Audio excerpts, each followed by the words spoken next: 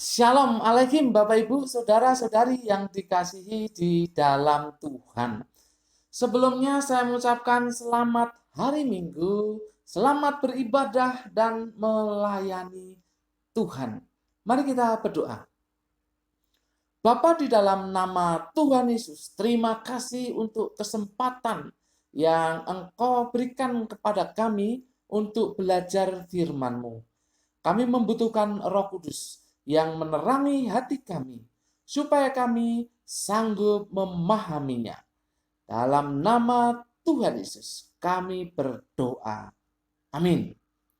Bapak, Ibu, Saudara-saudari yang dikasihi dalam Tuhan, hari ini Minggu 30 Mei 2021, kita akan belajar dari Matius pasal 5 ayat 37 dan 2 Timotius 3 ayat 16. Matius pasal 5 ayat 37 dan 2 Timotius 3 ayat 16. Judulnya adalah Nasi tumpeng dan kebenaran. Nasi tumpeng dan kebenaran. Bapak, Ibu, Saudara-saudari yang dikasihi dalam Tuhan, kita akan kembali belajar mengenai nasi tumpeng. Kalau kemarin kita belajar filosofi nasi tumpeng, yaitu nasi tumpeng dan pengharapan. Yaitu pengharapan untuk hidup sejahtera. Dan itu bisa terwujud karena pertolongan Tuhan. Nah, kali ini kita akan belajar mengenai filosofi nasi tumpeng yang lain, yaitu nasi tumpeng dan kebenaran. Bapak, Ibu, Saudara-saudari yang dikasihi dalam Tuhan, judul ini diambil dari pengertian tumpeng ya. Tumpeng itu sebuah singkatan, yaitu metu dalan kang lempeng. Metu dalan kang lempeng. Bapak, Ibu, Saudara-saudari yang dikasihi dalam Tuhan, maksudnya apa? Maksudnya adalah ketika manusia lahir ke dunia, ia harus menjalani hidup yang lurus, yaitu jalan Tuhan yang Maha Kuasa. Sekali lagi, tumpeng, metu dalan kang lempeng. Ketika manusia lahir ke dunia, ia harus menjalani hidup yang lurus, yaitu jalan Tuhan yang Maha Kuasa. Bapak, Ibu, Saudara-saudari yang dikasihi dalam Tuhan, kali ini kita akan belajar mengenai metu dalan kang lempeng dari Alkitab. Ada banyak sekali ayat-ayat di dalam Alkitab yang menjelaskan mengenai hal ini. Tapi saya hanya ingin mengajak Bapak, Ibu, Saudara-saudari belajar 2 ayat saja. 2 ayat saja. Mari kita perhatikan ayat-ayat tersebut. Yang pertama, Matius 5 ayat yang ke-37. Saya bacakan Matius 5 ayat yang ke-37. Jika ya, hendaklah kamu katakan ya. Jika tidak, hendaklah kamu katakan tidak. Apa yang lebih daripada itu berasal dari si jahat. Jika ya, ya. Jika tidak, tidak. Jadi kalau ada sesuatu yang harus katakan iya, ya itu berarti sesuatu yang ya. Kalau tidak, ya berarti sesuatu yang tidak. Artinya apa? Ini adalah sebuah penegasan. Sebuah penegasan. Bapak, Ibu, Saudara-saudari yang dikasihi dalam Tuhan, kalau kita melihat dalam sebuah persidangan, ya ini mungkin suasana terbawa dalam suasana persidangan. Kalau seorang saksi melihat sesuatu dan ditanya apakah itu iya, kalau iya, ya harus dijawab iya. Kalau ditanya sesuatu yang berbeda, ya harus jawab tidak, karena memang tidak demikian. Nah, itu di dalam sebuah pengadilan harus seperti itu. Ya, katakan ya. Tidak, katakan Tidak. Bapak Ibu saudara-saudari yang dikasih dalam Tuhan, ada seorang kafir begitu ya disebutkan, atau orang yang belum percaya, itu mengatakan sesuatu yang menarik. Kita perhatikan demikian. Dia yang kata-katanya tidak sesuai dengan pikiran pribadinya, sama menjijikkannya bagiku seperti gerbang neraka. Perhatikan sekali lagi. Dia yang kata-katanya tidak sesuai dengan pikiran pribadinya, sama menjijikkannya bagiku seperti gerbang neraka.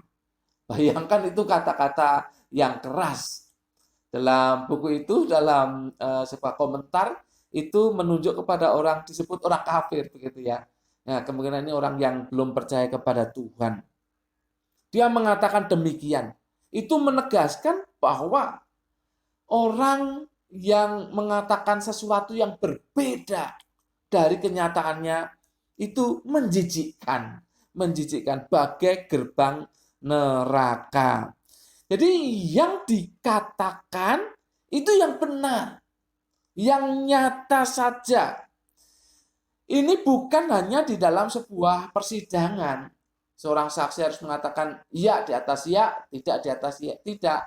Bukan hanya di sebuah persidangan. Tetapi di dalam kehidupan sehari-hari pun juga demikian. Dalam kehidupan sehari-hari juga demikian. Bapak Ibu, apalagi orang percaya, orang Kristen begitu ya, itu kalau mengatakan harus yang sebenarnya. Kalau iya, iya. Kalau tidak, tidak. Harus tegas. Ya, tidak pelin-pelan. Ya, tidak, ya, tidak. Ya, itu tidak benar. Ya, ya, tidak, tidak. Itu maksudnya dari ayat ini. Harus tegas dengan sesuatu. Ya, kebenaran itu harus dinyatakan dengan tegas. Jadi, metu dalan kang lempeng itu berarti berkata yang sebenarnya. Berkata yang sebenarnya. Di sini dikatakan apa yang lebih daripada itu berasal dari si jahat. Jadi kalau hidup di dalam kebenaran, itu berarti melakukan apa yang benar atau mengatakan apa yang benar. Sebenarnya. Jadi tidak dibuat-buat. Hati yang tulus, lurus. Makanya dikatakan metu dalan kan lempeng. Lempeng itu kan lurus, benar gitu ya.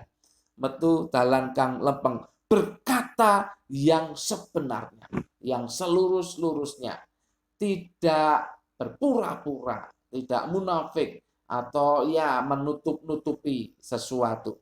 Katakan ya kalau iya, katakan tidak kalau tidak. Itulah nasi tumpeng dan kebenaran.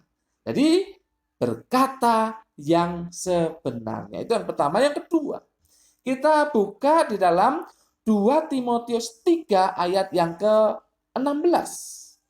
2 Timotius 3 ayat yang ke-16. Saya akan bacakan buat kita semua. Segala tulisan yang diilhamkan Allah memang bermanfaat untuk mengajar, untuk menyatakan kesalahan, untuk memperbaiki kelakuan, dan untuk mendidik orang dalam kebenaran. Bapak, Ibu, Saudara-saudari yang dikasihi dalam Tuhan, hidup yang sesuai firman Tuhan. Hidup yang sesuai firman Tuhan. Nasi tumpeng dan kebenaran. Berarti hidup yang sesuai firman Tuhan. Di sini diawali dengan kalimat segala tulisan yang diilhamkan Allah. Itu di dalam King James Version, itu terjemahannya demikian. Semua kitab suci diinspirasikan oleh Allah. Jadi segala tulisan yang diilhamkan Allah itu dalam King James Version itu terjemahannya semua kitab suci diinspirasikan oleh Allah. Ini berdasarkan kata Yunani theopneustos. Semua kitab suci diinspirasikan oleh Allah. Tapi perhatikan, tentu saja ini menunjuk kepada perjanjian lama dan perjanjian baru. Sesuai dengan konteksnya, bukan kitab suci yang dimaksud lain-lain begitu ya, tidak. Ini perjanjian lama dan perjanjian baru. Karena perjanjian lama itu menunjuk kepada kitab-kitab yang ada. Kemudian perjanjian baru juga ada kitab-kitab yang disusun menjadi perjanjian baru. Ini perjanjian lama dan perjanjian baru. Mengapa perjanjian baru? Alasannya adalah surat Timotius ini merupakan surat terakhir dari Paulus. Jadi Paulus menunjuk kepada surat-surat yang sudah ada sebelumnya. Kitab-kitab yang sudah ada sebelumnya. Maka semua kitab suci diinspirasikan oleh Allah ini menunjuk kepada perjanjian lama dan perjanjian baru. Bapak Ibu saudara-saudari yang dikasihi dalam Tuhan, mengapa metu dalan kang lempeng itu harus hidup sesuai firman Tuhan? Hidup sesuai kitab suci yang diinspirasikan oleh Allah itu. Ya alasannya ada di ayat itu. Perhatikan. Segala tulisan yang diilhamkan Allah memang bermanfaat untuk mengajar. Ya, ngapain kita belajar, kita hidup sesuai dengan yang tertulis ini? Kita hidup sesuai dengan semua kitab suci yang diinspirasikan oleh Allah ini. Mengapa? Ya karena itu ada manfaatnya untuk mengajar. Untuk mengajar. Jadi mengajar orang lain juga mengajar diri kita. Ketika kita membaca firman Tuhan, ketika kita membaca kitab-kitab suci yang diinspirasikan oleh Allah ini ya kita diajar olehnya. Kemudian menyatakan kesalahan. Jadi kalau saya melakukan kesalahan, ini kitab suci memberitahu ya. Jadi perhatikan ini. Mengapa kita harus hidup sesuai firman Tuhan? Mengapa metu dalan kang lempeng itu hidup sesuai firman Tuhan? Karena ya kesalahan-kesalahan kita ini ditunjukkan oleh kitab suci. Ditunjukkan oleh firman Tuhan ini. Kesalahan Anda ditunjukkan. Ya kalau orang lain tidak menunjukkan, ya bacalah Alkitab. Nanti kan ditunjukkan apa kesalahan di dalam hidup Anda dan saya. Itu ditunjukkan kesalahan-kesalahannya. Tapi bukan hanya itu. Firman Tuhan ini juga memperbaiki kelakuan. Firman Tuhan ini hidup. Makanya itu adalah sesuatu yang diinspirasikan oleh Allah. Itu hidup. Itu bisa mengubah diri kita dari yang tidak benar ke yang benar. Itu karena itu hidup. Firman Tuhan ini hidup. Kemudian dikatakan mendidik orang dalam kebenaran. Ya, kalau mau hidup benar, ya sesuai dengan firman Tuhan. Sesuai dengan firman Tuhan. Jadi ditunjukkan ini yang benar, termasuk, Bapak Ibu, termasuk benar di dalam iman. Nah, iman yang benar itu yang ditunjukkan oleh Alkitab ini. Yang ditunjukkan oleh firman Tuhan ini. Yang ditunjukkan oleh kitab yang diinspirasikan oleh Allah ini. Iman yang benar seperti itu. Jadi itu membawa kita kepada kebenaran itu. Itulah sebabnya kita harus hidup sesuai dengan firman Tuhan. Karena itu membawa kita kepada kebenaran. Kita tidak tersesat. Kita tidak hidup dalam kegelapan. Karena dituntun oleh firman Tuhan. Oleh kitab suci yang diinspirasikan oleh Allah ini. Jadi metu dalan kang lempeng itu berarti hidup sesuai dengan firman Tuhan. Bapak, Ibu, saudara-saudari yang dikasihi dalam Tuhan. Jadi filosofi nasi tumpeng bukan hanya dalam pengharapan untuk hidup sejahtera dan karena itu pertolongan Tuhan, tetapi juga hidup di dalam ketulusan, kelurusan, dalam kebenaran. Jadi nasi tumpeng. Metu dalan kang lempeng. Itu berarti Anda dan saya harus jujur, harus tulus, harus apa adanya, harus hidup sesuai firman Tuhan dalam segala aspek ya, dalam segala aspek sesuai firman Tuhan. Sekali lagi, metu dalan kang lempeng, yaitu jalannya Tuhan. Jujur, tulus, apa adanya sesuai firman Tuhan. Amin. Mari kita berdoa. Bapa, dalam nama Tuhan Yesus kami bersyukur untuk firman Tuhan yang sudah kami pelajari. Roh Kudus tolong kami untuk merenungkannya dan melakukannya dalam kehidupan kami sehari-hari. Dalam nama Tuhan Yesus kami berdoa dan mengucap syukur. Semua yang percaya katakan amin. Tuhan memberkati Bapak Ibu Saudara-saudari senantiasa